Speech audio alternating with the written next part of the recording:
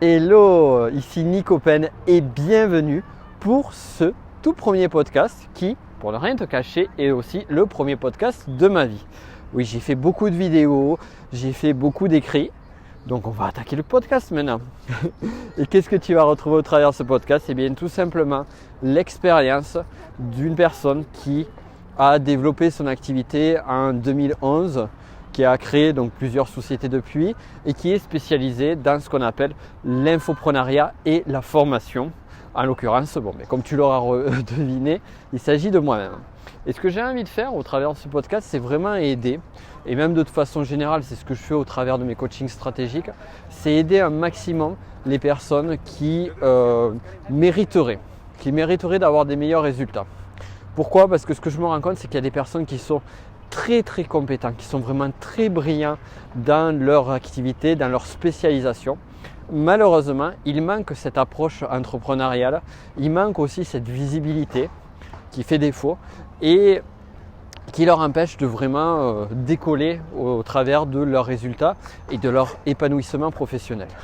Donc c'est aussi pour ça que je fais ces métiers-là et c'est aussi pour ça que j'accompagne des personnes en coaching et c'est aussi pour ça que je souhaite faire ce podcast avec toi pour te parler de tout ça, pour te parler des galères qui peuvent se présenter sur ton chemin, pour te parler aussi des leviers qui vont te permettre d'accélérer ta course, pour te parler des pièges à éviter, pour aussi casser certains mythes au travers de l'infoprenariat et pour aussi te redonner l'espoir sur des choses qui sont souvent oubliées mais qui sont très positives pour toi.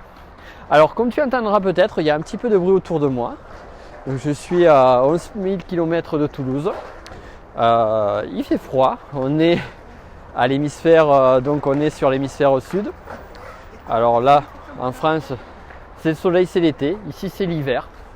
Et c'est vraiment génial. C'est vraiment génial de pouvoir vivre un décalage total. Et si je vis aujourd'hui ce décalage total et que je peux me permettre de me balader, tu vois là je me balade dans un parc et en même temps de te parler au travers de ce podcast, eh bien c'est justement grâce à ce métier-là, ce métier d'infopreneur. Et le métier d'infopreneur, qu'est-ce qu'il a, quels sont ses points de force? Eh bien ses points de force, c'est justement de pouvoir travailler de n'importe où. Ça c'est un premier point de force. Il te suffit d'une connexion internet, comme tu te doutes, pour pouvoir faire ce travail-là. De même, l'autre point de force, c'est que finalement, tu as en termes de limitation de clients, tu es beaucoup moins limité que sur de la formation en présentiel. Lorsque je donnais de nombreuses formations en PNL, à chaque fois que je vais faire ne serait-ce qu'une formation base de 3 jours PNL, j'étais obligé de bloquer 3 jours, de refaire le contenu encore et encore, une vingtaine de stages et au bout d'un moment, je commençais vraiment à saturer de répéter toujours les mêmes choses, de faire toujours le même contenu. Même si à chaque fois un stage, une formation, c'est toujours différent, il y a d'autres points positifs. Mais ce point-là, justement, grâce à l'infoprenariat, il peut vraiment être dépassé très rapidement. C'est-à-dire tu fais le contenu une fois, 2 fois, voire peut-être 3 fois et tu peux le proposer au lieu de proposer à 10, 20, 30 personnes, à des centaines de personnes en un seul et unique coup.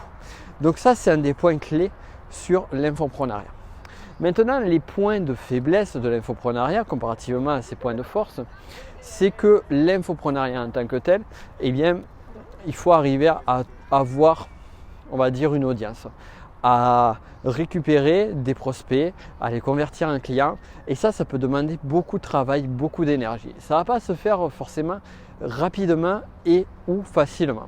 Donc il y a tout ce point-là à prendre en considération et c'est là où justement eh bien, la désillusion se fait assez rapidement. C'est-à-dire que tu vas travailler sur une première formation que tu vas créer, tu vas commencer à la proposer autour de toi, ton audience et tu peux te retrouver avec quelques ventes, voire 0 vente. Combien de personnes je vois comme ça qui travaillent pendant des semaines ou des mois et qui se retrouvent avec des résultats très faibles, voire nuls.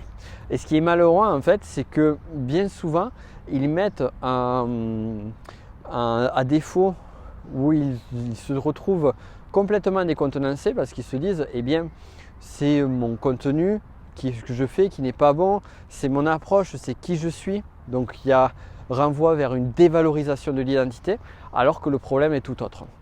Et si vraiment je devais te donner un premier conseil sur l'infoprenariat, un premier conseil clé, c'est travail sur le développement d'une audience.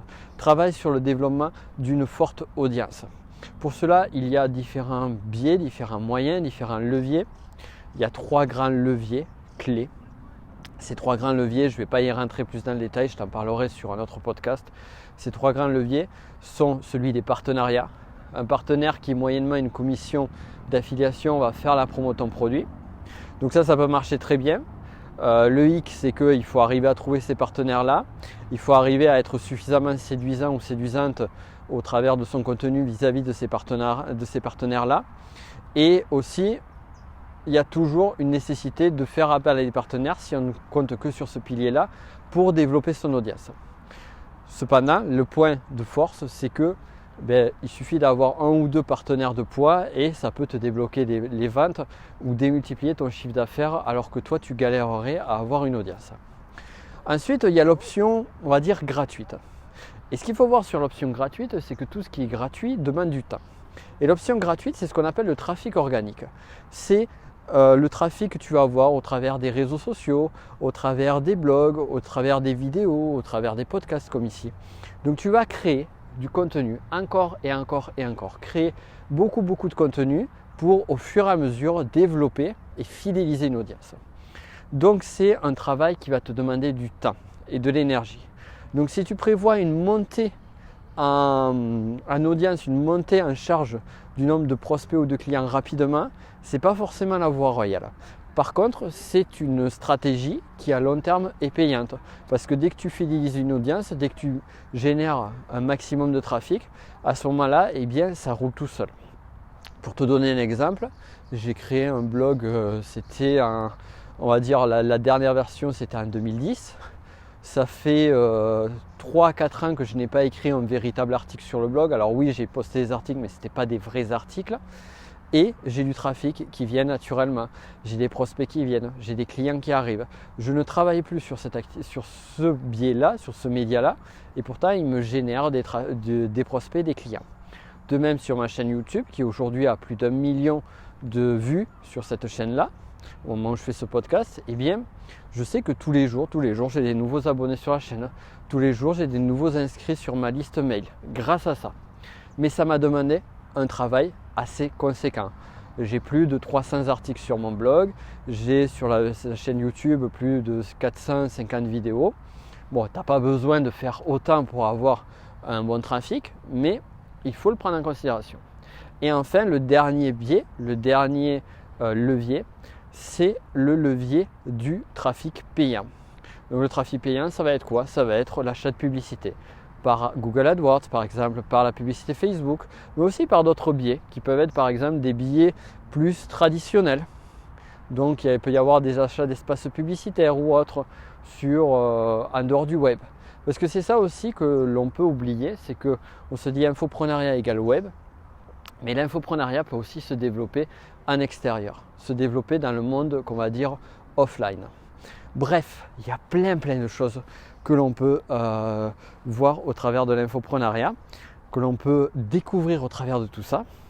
Et écoute, ce qu'on va faire, c'est que je vais te laisser ici et on reparlera de tout ça très prochainement. En attendant, si ça t'intéresse de développer, de booster tes activités, j'ai mis en place un coaching stratégique. Donc je t'invite à me contacter si le coaching stratégique t'intéresse et comme ça je pourrai t'aider personnellement à développer au maximum ton activité. D'ici là, je te souhaite une excellente journée ou soirée. À très vite.